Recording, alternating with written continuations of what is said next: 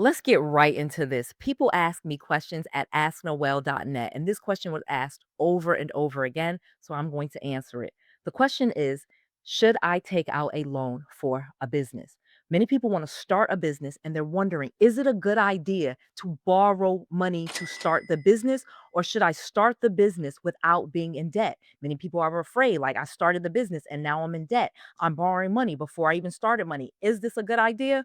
Well, a multimillionaire is going to explain it to you. Let's go. Noelle. Yeah, she can fix that. You gotta get it done, no, you need to do it better. Well, she can fix that. Yeah, she can fix that. Investment to get back, trying to get a big stack. She can fix that. Let's fix that. So let's get right into it. This question comes up all the time. Many people wonder, is it a good idea to borrow money to start a business or borrow money for a new business? And the simple answer from this multimillionaire is yes, it is a good idea. And I'm going to share with you why. But before I get into why I say it's yes, I'm going to tell you why people say no. Many people will tell you not to use a loan to start a business because you are starting your business with debt. They will tell you that you have to start making money and you should use the revenue that you make and reinvest it. And that's how your business will grow. You should not take on debt because that is going to lead to you having a liability or a payment and you haven't really started making money yet. Or you may get a loan, for example, and then the business doesn't make as much money as you thought it would. And now you have this debt. Getting loans for businesses has caused many people to go into bankruptcy, to lose their homes, and all different types of things because they have gone all in and they took on a lot of debt to do it. Noelle Randall used to live in her parents' basement. I was broke, I was bankrupt, I had bad credit, and I started flipping houses while I was broke and bankrupt in my parents' basement. Before I started flipping houses, I got no education and I just decided to do it and I started making money. But when the market crashed in 2008, I lost everything. And by the beginning of 2009, I was back in my parents' basement. During that time, though, I took it upon myself to really invest in knowledge. I started to learn about what it was that I was doing. I started going to classes. Started going to seminars. I started going to different conferences. I started going to networking events. I really got out of my comfort zone and started to learn from different people and see what was out there. And I really learned a big lesson. And I found out why I was bankrupt and broke with bad credit. I had done so many things wrong and I really had not educated myself at all before I decided to start flipping houses with a full-time job. Well, today I'm a multimillionaire because of all of those classes, seminars, and conferences that I went to. I learned so much that I now can make $1 million flipping houses. I've done it in the past, and today I actually have lots of rental properties.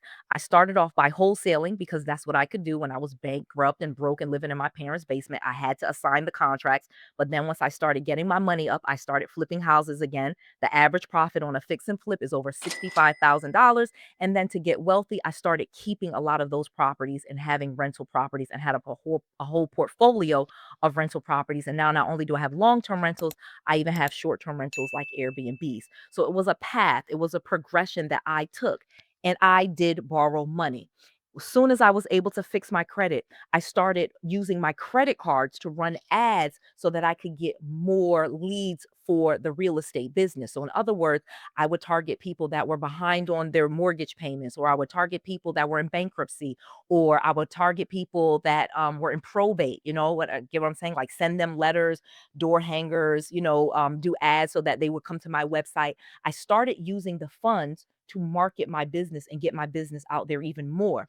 And when I would spend that money on ads for each dollar that I spent, it returned out to be $3 and $4 back. So think about that. Are you willing to trade a smaller amount for a bigger amount? Everybody knows in order to have a successful business, you're going to have to spend some money. It does not have to be your money, though. You do not have to save money in order to start a business.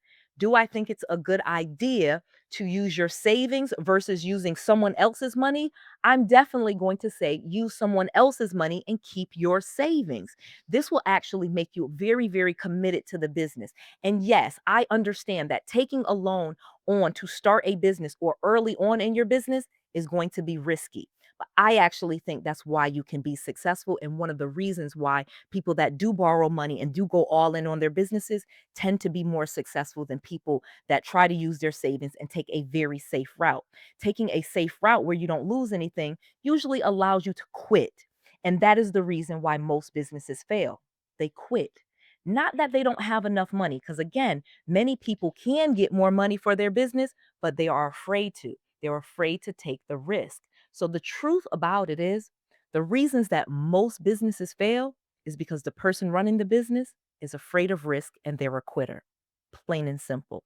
And I'm telling you this as someone that is very successful in business today, a multimillionaire with a rental portfolio. I run 8 businesses and even a nonprofit. But I can tell you unequivocally, every day is not sunshine and strawberry. There are hard days in the businesses, and there were hard days when I was getting them started, and a lot of up and down on income. And one of the things that does help you is having funding. So having a business loan, a business line of credit, a business credit card really does help with some of the stress of needing money for your business. Yes, now there is the stress of having to pay those debts, but usually if you have the right mindset, you can push past that. So although I told you that most people say it's not a good idea to use a loan to start a business, as a multimillionaire, successful entrepreneur, I would say do it. You're not going to find some risk free way to become a multimillionaire. You're going to have to take risk. So, taking out a loan, especially in your business's name, is actually a very minimal risk. Okay. It's not reporting on your personal credit report. So, if you're paying the payments late or something happens, it's not ruining your personal credit.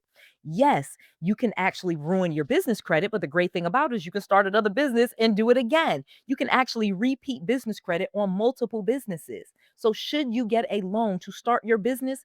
Really depends on your commitment. I say yes because I say that you should commit to it. Working for someone else is risky. People think that it's not because you get the check every 2 weeks or twice a month or the 15th and the 30th or whatever they send you your direct deposit. That seems like this safe and stable way to make money. And truly, it probably is somewhat safer than being an entrepreneur. However, it is very limiting. Now, your salary is limited. The hours that you work are dictated by someone else. Even your job security is really dictated by someone else because, in many cases, you can be laid off without notice. You may not get a severance, all different types of things. It depends on the job that you have. But the business that you have is yours. You created it. You get to be the one responsible for its success. And there's no limit to how much money you can make. There is no limit to how many clients you can take. There's no limit on what days you have to work. You can take months off. You can take weeks off. You get to decide. It truly does allow you more freedom. But it's a different mindset. It's a different spirit of someone that is an entrepreneur versus someone that is an employee. So, do you still have an employee mindset? Or have you moved to your entrepreneur mindset where you're willing to accept risk, you're willing to take risks, and you're willing to lose? In order to win, you have to be willing to lose. You understand that? I'm going to help you with this though. I'm going to share with you my 2 books that I think that could really help you out. Go to deals.noellerandall.com and pick up my book, Pick a Horse, an Amazon bestseller, The Power to Choose You, and pick up the Manifest Journal. You can get both of these books for free. You just cover the shipping at deals.noellerandall.com. My bestseller, Pick a Horse, really opens up on how you can focus in on the thing that you're going to do, be committed to it, stay committed to it, and focus enough to get that business successful. There are some things that most of us do that really sabotage our own businesses. And much of it has to do with stopping to do something else, or trying to do something else, or abandoning the idea altogether and starting a new idea. But if you can focus in, if you can pick a horse, you can ride it all the way to the finish line. My multi-million-dollar mentor taught me this saying, pick a horse, and I have lived through it and I have done it and committed to it. And that is truly the reason why I am successful today. I have lots of other businesses now. I'm an author and a speaker, but it really took me committing committing to real estate in order to get wealthy and then creating multiple streams of income around the real estate that allow me to be a multi-millionaire. It is very easy to do when you focus in and you get really committed about what you want and you stop quitting, you stop stopping. Again, this book will really help you with that. It shares my real story and it has some real templates and tricks and checklists on how you can do it. Stay focused and start choosing yourself. Additionally, this journal, the manifestation journal, is absolutely amazing. It will help you achieve your number one goal in just 100 days. Again, this journal is designed for you to journal in the morning and the evening. You're writing out your goal, you're writing out things that you're going to do towards the goal, and then you're reflecting on that in the evening. And just by doing this every single day for 100 days, you can achieve your number one goal. Again, being committed and staying focused. These two books together will really help you do that. You'll read the book for information and some guidelines and some tricks and some tips on how to do that. And then you will journal your way to your success. These two books, absolutely free. You just cover the shipping at deals.noellerandall.com. That's DEALS dot Noelle Randall, NOELLERANDALL.com. Deals.noellerandall.com. Pick a horse in the manifestation journal, absolutely free. You just cover the shipping. Get them right now. Supplies are limited. We will ship immediately, but get these orders in quickly because these are shipping out very fast and supplies are limited. Deals.noellerandall.com. Get these two books to help you get to that next level and get used to taking some risk and becoming successful because of the risk that you have taken. I just want to make sure that you have all of the knowledge, all of the resources, and all of the tools that you need to be successful. This is Noelle Randall. To your success. Let's fix that.